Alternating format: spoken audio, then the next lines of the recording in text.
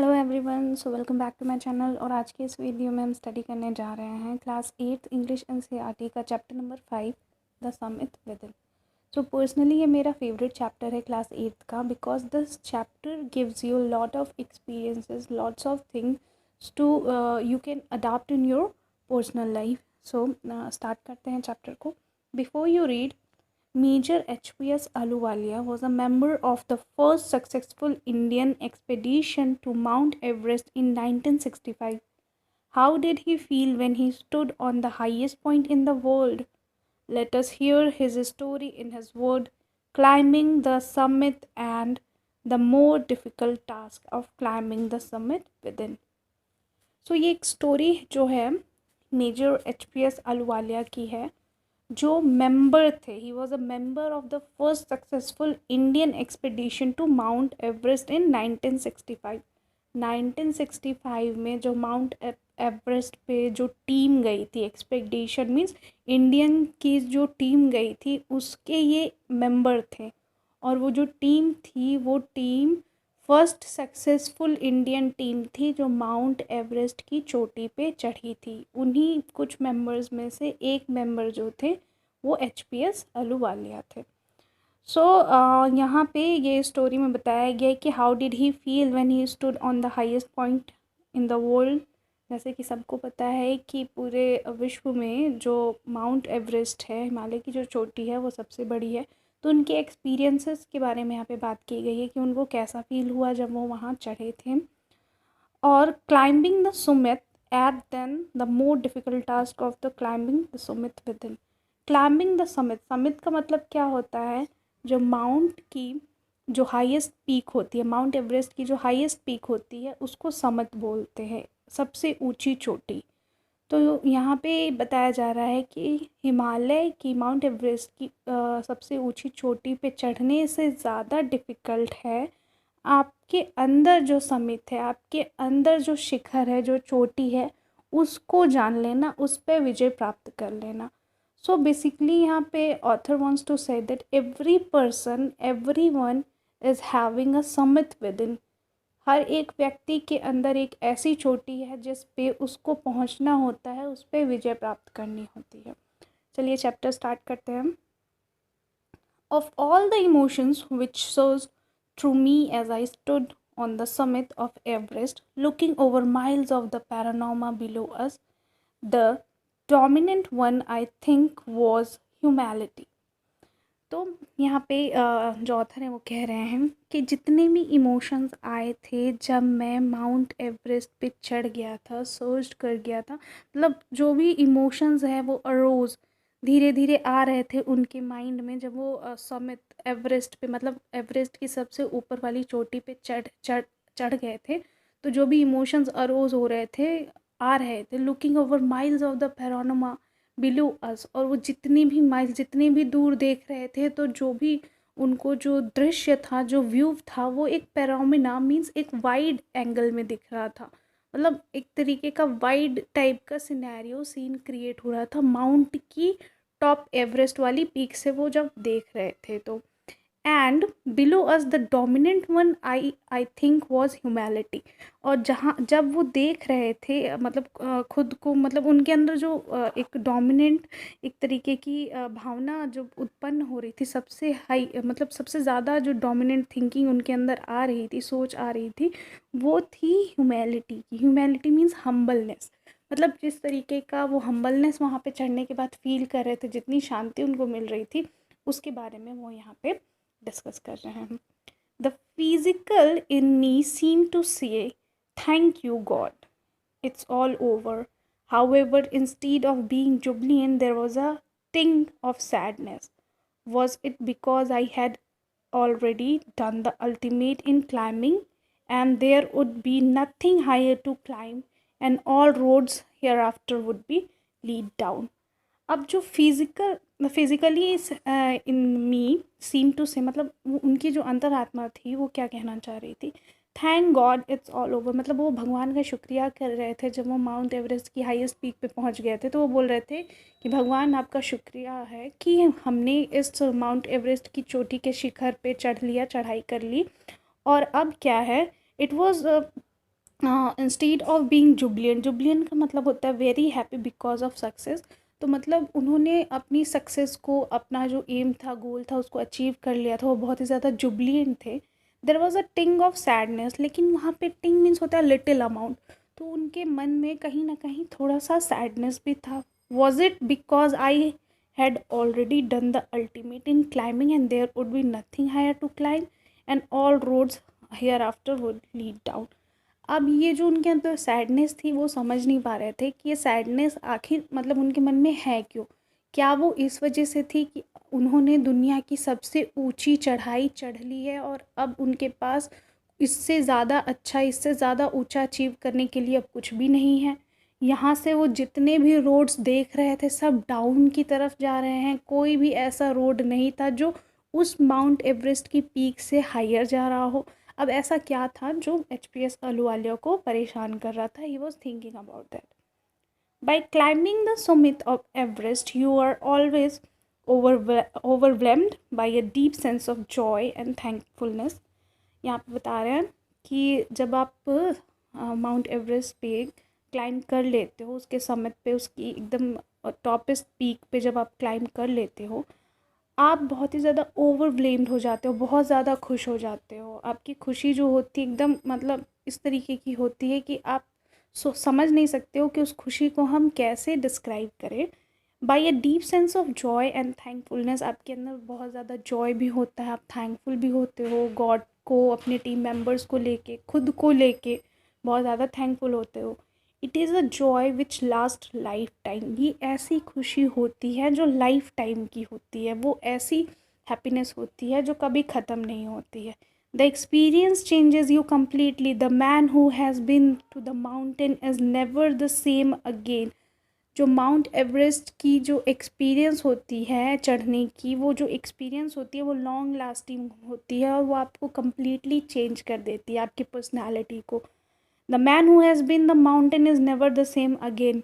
Mount Everest से चढ़ने के पहले जो व्यक्ति आप होते हो, जो पर्सनैलिटी आपकी होती है, जब आप चढ़ लेते हो तो आपकी पर्सनैलिटी पूरी चेंज हो जाती है और आप पहले की तरह नहीं बन पाते हो। आपके पास बहुत सारे एक्सपीरियंस हो जाते हैं और आप पूरी तरीके से टोटली चेंज हो जाते हो। As I look back at the life after climbing Everest, I cannot help remarking about the other summit, the summit of the mind, no less formidable and no easier to climb।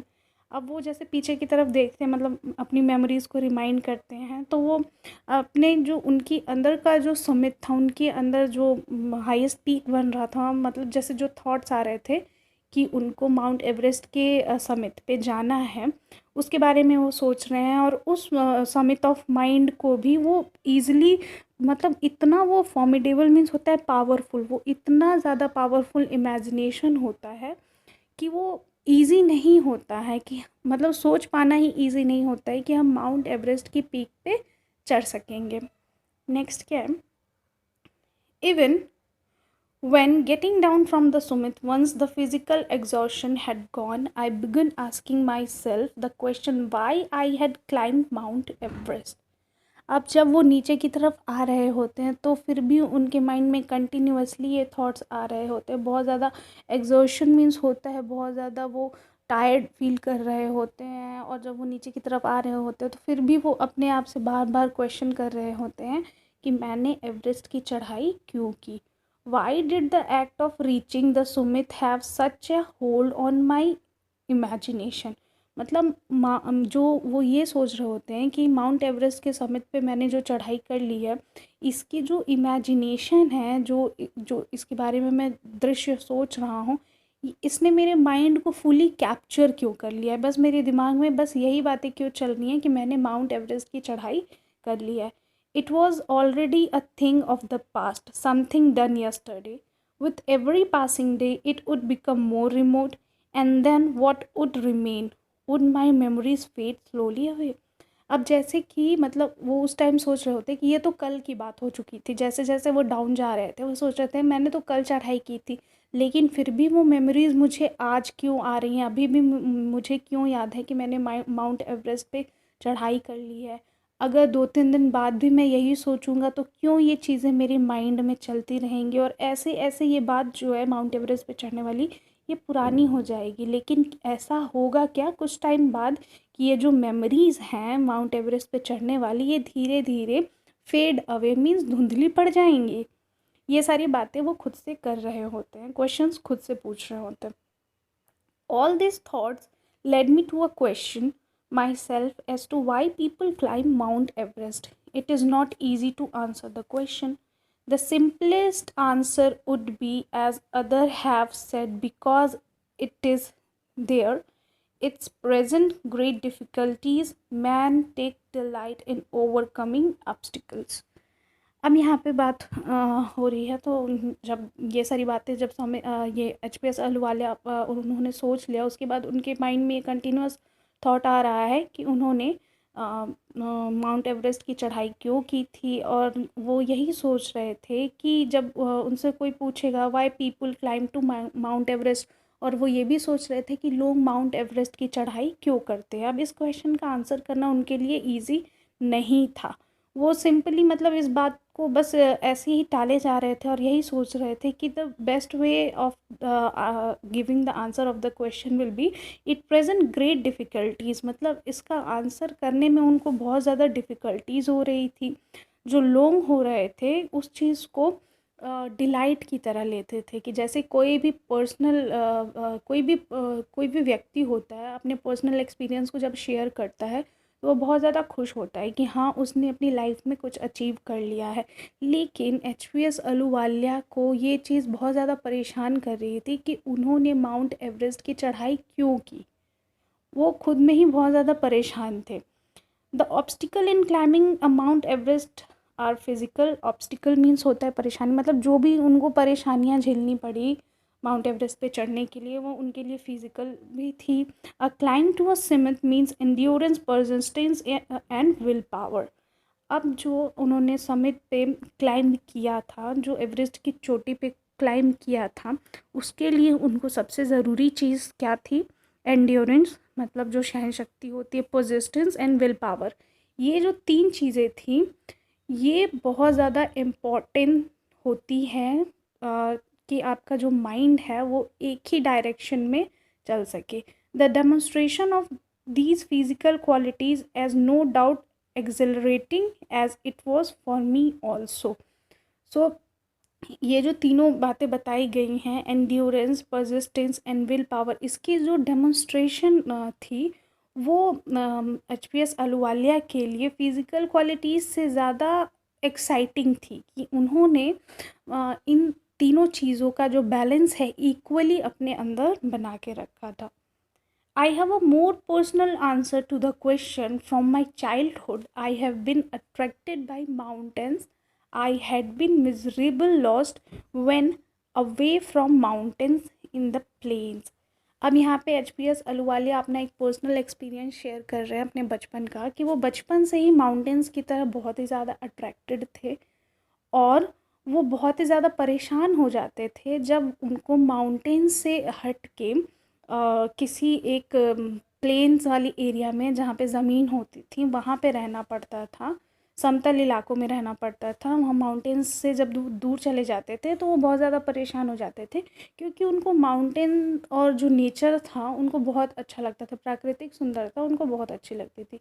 There beauty and majesty pose a great challenge, and like many I believe that the mountains are the means of the communion with God। और बहुत सारे लोग सोचते हैं, और मतलब पहले के टाइम के जो हमारे बड़े बुज़ुर्ग होते हैं वो यही कहते हैं कि जो पहाड़ होते हैं वो भगवान का रूप होते हैं और उनसे मतलब एक वो कम्युनिकेट करते हैं गॉड से, कम्युनिकेटर का काम करते हैं। तो जैसे वो लोग सोचते थे वैसे एचपीएस अहलूवालिया भी इस बात पे बिलीव रखते थे कि mountains are the means of communion with God. Once having granted this, the question remains why Everest? Because it is the highest, the mightiest and has defied many previous attempts. अब ये सारी बातें ये भी सोच ही रहते हैं, फिर उनकी थॉट्स मतलब वो वापस से आने लगते हैं और उनके माइंड में ये सारे क्वेश्चन बनने लगते हैं कि क्यों मैं एवरेस्ट पे चढ़ा, क्योंकि वो बहुत ज़्यादा हाईएस्ट होता है, माइटेस्ट होता है, या फिर इसलिए मैंने उसकी चढ़ाई की कि बहुत लोग ने एवरेस्ट पे चढ़ने की कोशिश की और वो लोग चढ़ नहीं पाए, वो फ्रस्ट्रेट हो गए और फ्रस्ट्रेशन में उन लोगों ने अपना जो प्रोसेस था उसको वहीं पे रोक दिया, चढ़ने का प्रोसेस जो था उसको वहीं पे रोक दिया। It takes the last ounce of one's energy. अब ये जो बात थी, जो सोच रहे थे, ये बहुत ज़्यादा उनकी जो माइंड को, उनकी एनर्जी को बहुत ज़्यादा कंज्यूम कर रही थी। It is a spiritual struggle with rock and ice. अब ये जो उनका जो स्ट्रगल था वो बहुत ही हार्ड स्ट्रगल था। किससे? रॉक, पत्थरों से, और आइसेस, बर्फ से। once taken up it cannot be given up half away even when one's life is at stake। मतलब अगर यहाँ पे अगर किसी व्यक्ति ने कोई भी डिसीज़न ले लिया है और वो आगे की तरफ बढ़ता जा रहा है तो वो पीछे नहीं आ सकता है, क्योंकि हमारी उस वक्त हमारी लाइफ ने, हमारे जीवन ने एक नया स्टेक, एक नया कदम उठा लिया होता है। The passage back is as difficult as the passage onward. इसका मतलब यह है कि माउंट एवरेस्ट पे चढ़ते टाइम जो आगे का जो रास्ता होता है चढ़ने का, वो उतना ही डिफ़िकल्ट होता है जितना कि पीछे उतरने का रास्ता होता है। मतलब अगर एक टाइम ऐसा आता है माउंट एवरेस्ट पे जब आपका माइंड स्टक हो जाता है और आप सोच नहीं पाते हो कि अब हमें ऊपर जाना चाहिए या हम हार चुके हैं, अब यहीं से हमें वापस हो जाना चाहिए। तो जितना डिफ़िकल्ट रास्ता आपके लिए ऊपर चढ़ने का होता है, उतना ही डिफ़िकल्ट रास्ता आपके लिए नीचे चढ़ने का होता है, नीचे उतरने का होता है। तो आपका जो वहाँ पे डिसीज़न होगा, the decision will be yours कि whether you have to choose the path of climbing up और गोइंग डाउन। सो यही बात यहाँ पे HPS अहलूवालिया कह रहे हैं। सो and then when the summit is climbed there is a exhilaration, the joy of having done something। और जब जो समिट, जो माउंट एवरेस्ट का जो हाईएस्ट पीक होता है, जब समिट पे जब लोग चढ़ जाते हैं, वहाँ पे चढ़ने के बाद जो एक्सेलरेशन, जो फीलिंग ऑफ जॉय, जो बहुत ज़्यादा एक्साइटमेंट आती है, उसमें मतलब अलग तरीके का ही कुछ वाक्य होता है। वो जो फीलिंग होती है वो एक विक्टोरियस फीलिंग होती है कि किसी ने कुछ अचीव कर लिया है। The Joy of having done something, मतलब ऐसी फीलिंग होती है कि जैसे हमने कुछ अचीव कर लिया है, कुछ अच्छा अपनी लाइफ में कर लिया है। The sense of a battle fought and bond, ऐसी फीलिंग आती है कि हमने कोई जंग जीत ली हो। And there is a feeling of victory and a happiness, और एक ऐसी फीलिंग होती है, जीत की फीलिंग होती है, और उसमें अलग तरीके की हैप्पीनेस होती है, खुशी होती है। Glimpsing a peak in the distance I get transported to another world. अब जब उनको ये सारी बातें, पीक की जो डिस्टेंस की जब झलक उनको आती रहती है मेमोरीज़ में, तो वो एक अलग ही वर्ल्ड में, एक अलग सी दुनिया में ट्रांसपोर्टेड हो जाते हैं, अपने आप को महसूस करने लगते हैं। I experience challenge, I experience a change with in my self, और वो अपने अंदर एक अलग तरीके का चेंज जो है उसको एक्सपीरियंस करने लगते हैं। Which can only be called mystical.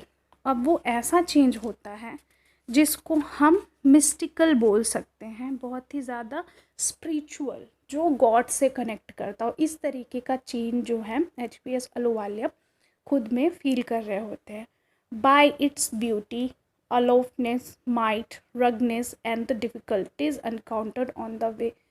जो माउंटेन पे चढ़ते वक्त उन्होंने जो वहाँ की खूबसूरती महसूस की थी, अलोफनेस महसूस की थी, जो माइट, जो पावर, ये सारी चीज़ें, और जो रगनेस, जो उन्होंने जितनी डिफ़िकल्टीज़ देखी थी, ये सारी चीज़ें उनको एनकाउंटर्ड करती रहती, याद आती रहती हैं जो रास्ते में हुई थी, तो वो उस चीज़ों से बहुत ज़्यादा कनेक्ट होते हैं spiritually. The peak draws me to it as Everest did. तो जो माउंट एवरेस्ट पे चढ़ने के बाद जो उन्होंने पीक पे चढ़ के जो अचीव किया था, वो उनको एवरेस्ट पे चढ़ने के जैसा ही लगता है। It is a challenge that is difficult to resist. अब वो जो भी चीज़ें उनको मेमोराइज़ हो रही थी, वो उनके लिए एक चैलेंज बन गया था उससे बाहर निकलने का। वो उससे बाहर नहीं निकल पा रहे थे। Continuously he was thinking about his journey, जो भी उन्होंने अपनी लाइफ में अचीव किया था और उसके बारे में वो सोच रहे थे कि वो क्यों माउंट एवरेस्ट पे चढ़े। इसका आंसर्स भी वो खुद में ढूंढ रहे हैं कि इसलिए चढ़े कि वो हाईएस्ट है, माइटेस्ट है, लेकिन वो आंसर्स फाउंड नहीं कर पा रहे थे। Looking back, I find that I have not yet fully explain why I climb Everest. अब जैसे वो पीछे की तरफ सोचते हैं तो बस यही उनके दिमाग में चलता है और यही सोचते रहते हैं कि मैंने अभी भी इसका आंसर नहीं दिया है कि मैं माउंट एवरेस्ट पे क्यों चढ़ा।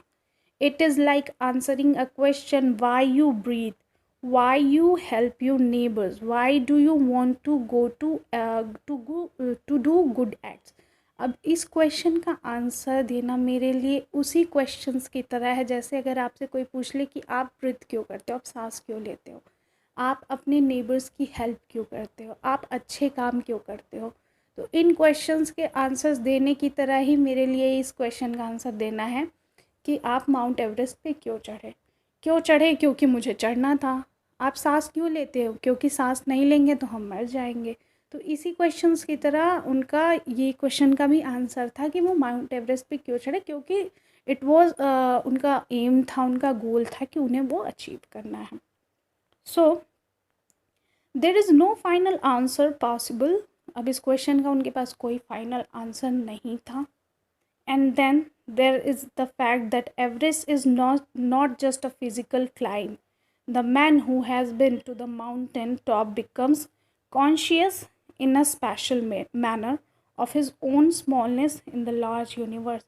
अब उनके ये इस क्वेश्चन का आंसर देना उनके लिए तो बहुत ज़्यादा डिफ़िकल्ट होता है, लेकिन फाइनली वो एक फैक्ट से रूबरू होते हैं और उनके दिमाग में ये बात आती है कि एवरेस्ट पे जो चढ़ने का जो प्रोसेस था वो फिज़िकल क्लाइंब नहीं था। शारीरिक रूप से उन्होंने एवरेस्ट की चोटी पे चढ़ाई नहीं की थी। The man who was been to the mountain top become conscious in a special manner.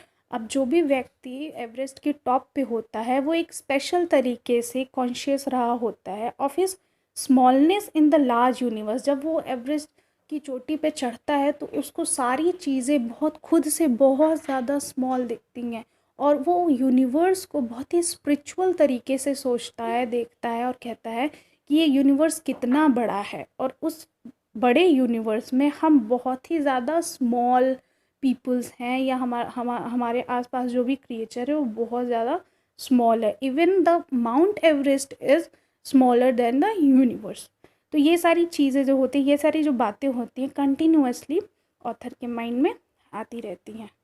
So the physical conquest of a mountain is only one part of the achievement.